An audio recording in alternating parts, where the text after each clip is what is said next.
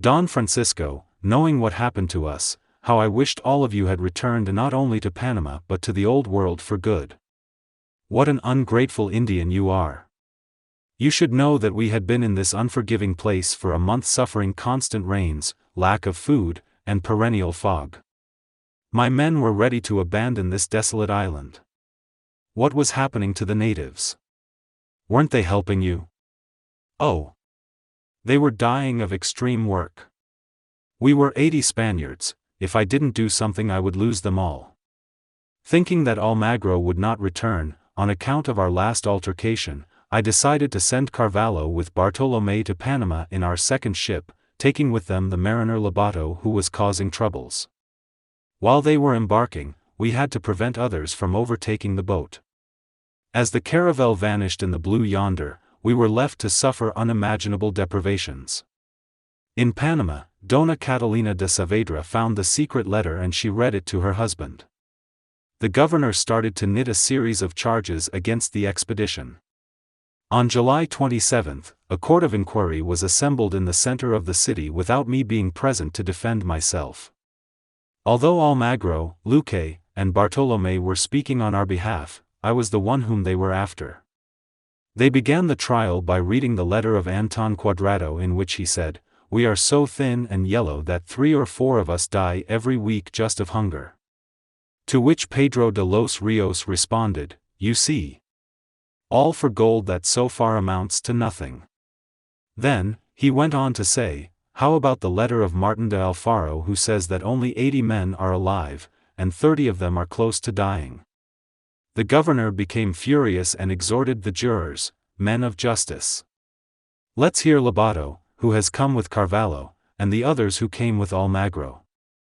As they stood in front of the bureaucrats, they spoke in loud voices, "Yes, Mr. Alonso Sánchez de Cáceres, the notary public, we have seen many of them die."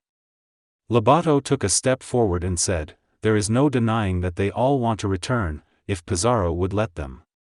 Pedro de los Rios shouted, "That is enough. How about this letter signed by 14 people who say that the expedition has its merits, but not at such a cost?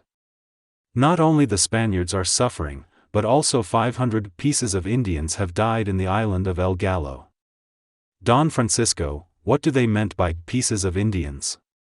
Vamos, hombre. To us, they were like the pieces of furniture.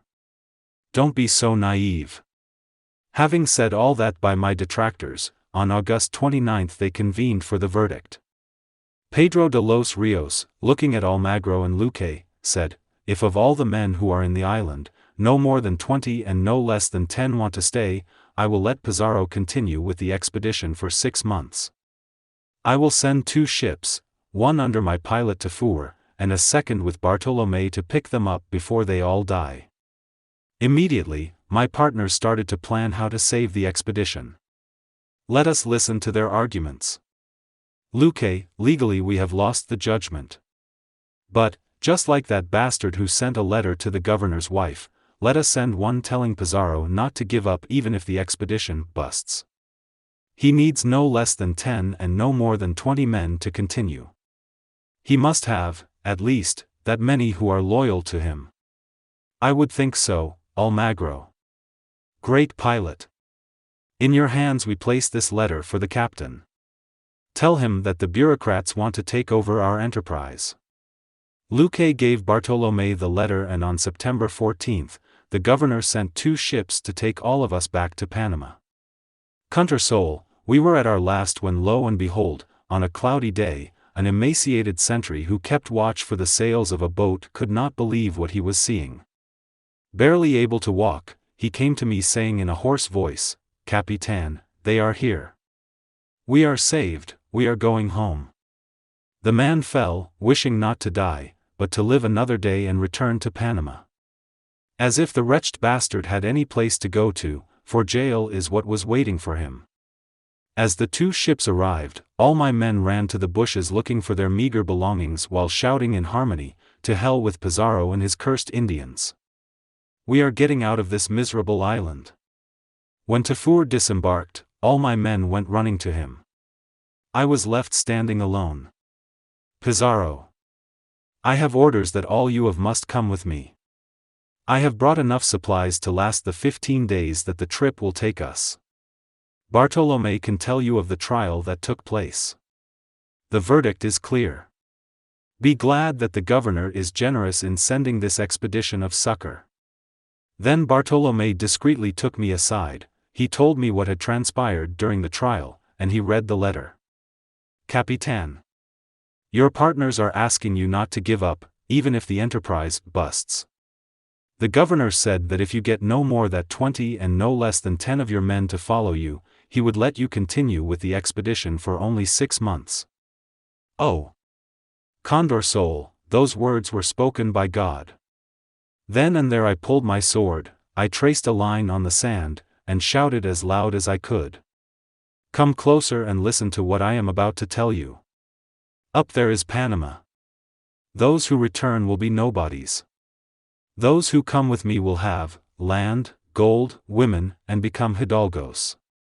So, cross this line to the south, if you want to be rich, stay north to be poor. Bartolome remained at my side, while the 80 men not knowing what to do or what to say looked at each other.